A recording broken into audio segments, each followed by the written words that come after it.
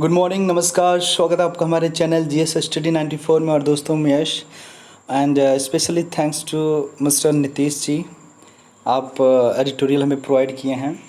तो दोस्तों चलते हैं एक नए अध्याय की तरफ, एक नए विषय, एक नई विचारधारा की तरफ। तो इसे लिखा है विजय क्रांति जी ने, और जो आज का कंटेंट है, जो विषय, वो है नया हांगकांग बन सकता अंडमान निकोबार। तो इसके बारे में हम देखते हैं क्या है आखिर वजह। ठीक है,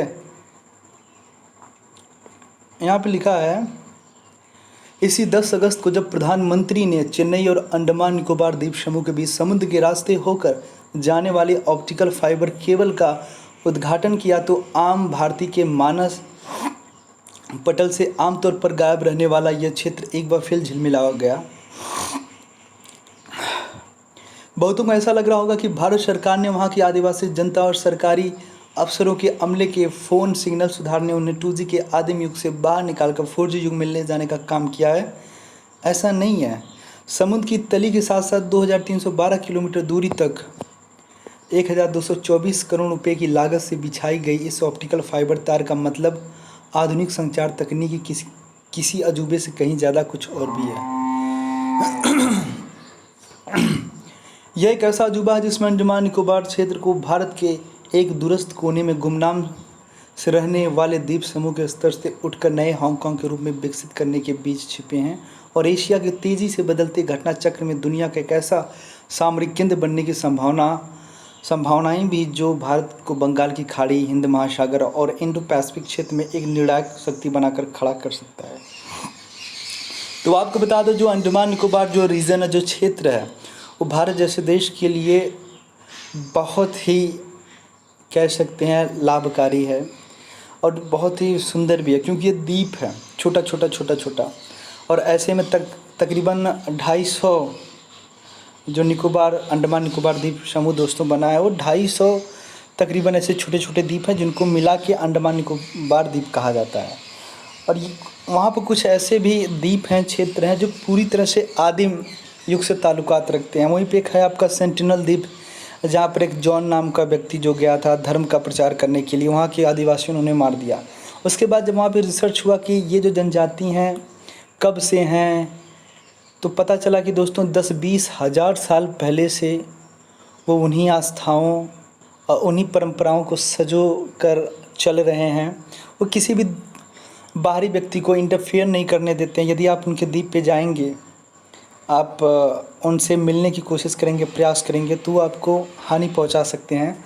ऐसे में भारत सरकार उनके सिक्योरिटी के लिए, प्रोटेक्शन के लिए अलग से फोर्स वहाँ पे डिप्लॉय की है, कि जिनसे किसी भी प्रकार से कोई बाहरी उनके साथ, उनके रिलीजन, जो भी उनकी आस्थाएं हैं, जो मान्यताएं हैं, जो कल्चर है, उनको कोई डिस्टर्ब न कर पाए। ठीक है, पर अब ज़रूरत है दोस्तों, वहाँ के कुछ ऐसे भी क्षेत्र हैं जो पूरी तरह से, मतलब कोशिश में है हमारे भारत के प्रधानमंत्री नरेंद्र मोदी जी के द्वारा, कि इन्हें डेवलप किया जाए, और उस डेवलप के माध्यम से हमारी जो शक्तियाँ हैं वो बढ़ सकती हैं, चाहे बंगाल खाड़ी की बात हो, चाहे हिंद महासागर, चाहे एशियन पैसिफिक के बारे में। ठीक है, अंडमान निकोबार द्वीप समूह में 572 द्वीप हैं। अब सोचिए, हम तो 250 ही बताएं, 572 द्वीप हैं, जिनका कुल क्षेत्रफल 8259 वर्ग किलोमीटर है। पर आपको बता दें, 250 जहाँ पे, मतलब जहाँ पे इंसानी निवास करते हैं, वो 250-300 के ही बराबर है लगभग है।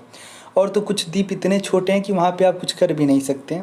पर अगर उनके इंटीग्रेशन की बात करें, उनको एकीकरण के माध्यम से वहाँ पे कुछ, अगर जैसे यदि आप करना चाहें तो बहुत कुछ कर सकते हैं। पर्यटन के क्षेत्र में बढ़ावा कर सकते हैं, तमाम तरह की गतिविधियाँ वहाँ पे संचालित कर सकते हैं।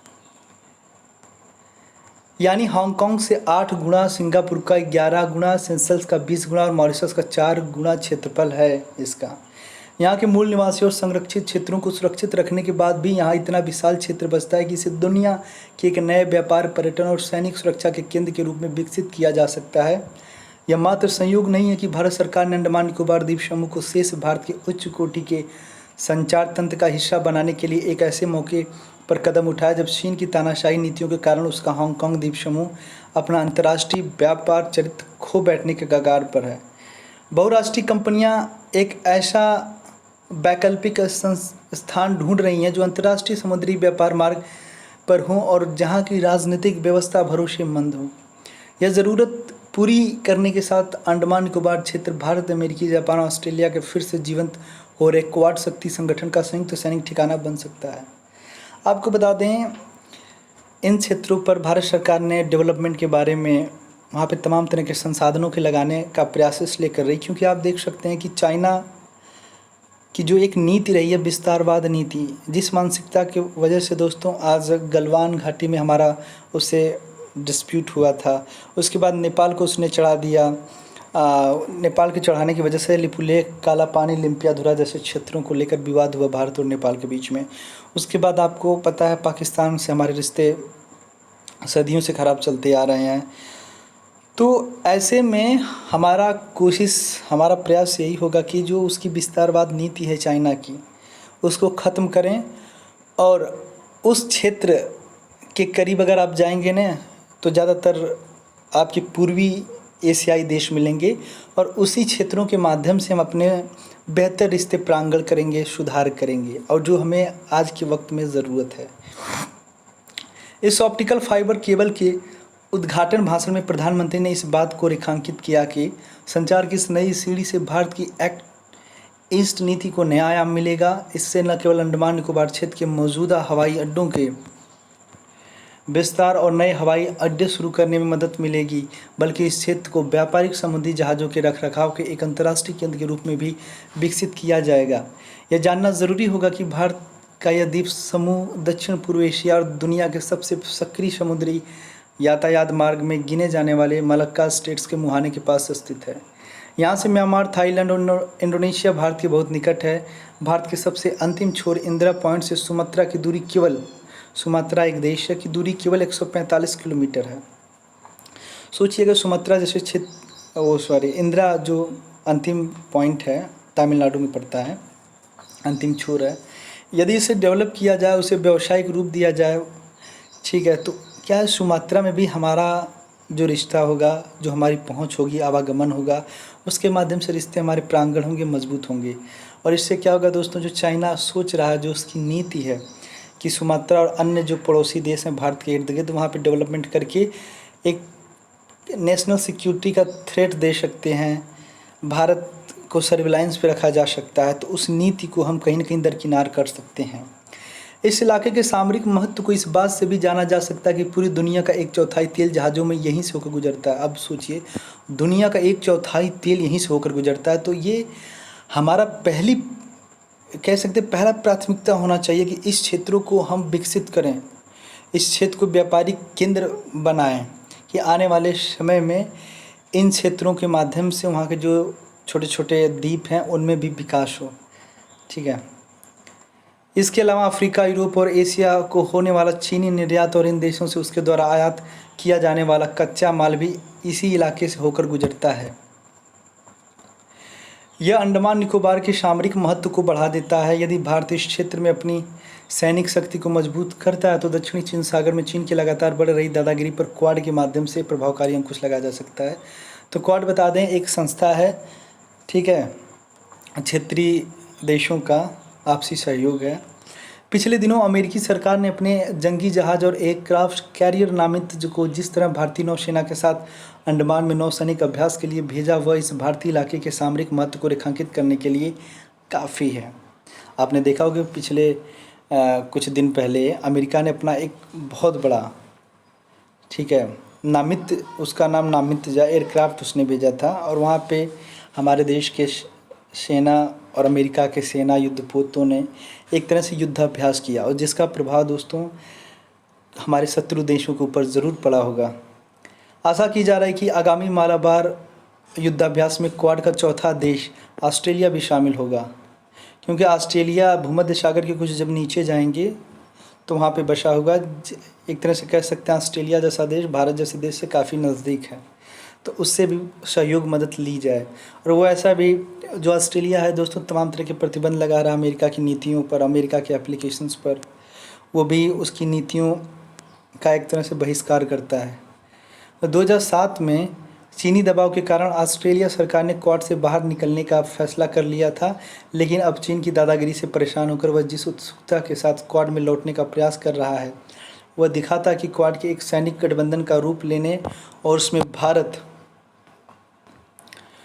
भारत की बड़ी भूमिका की संभावनाएं बहुत बढ़ गई हैं।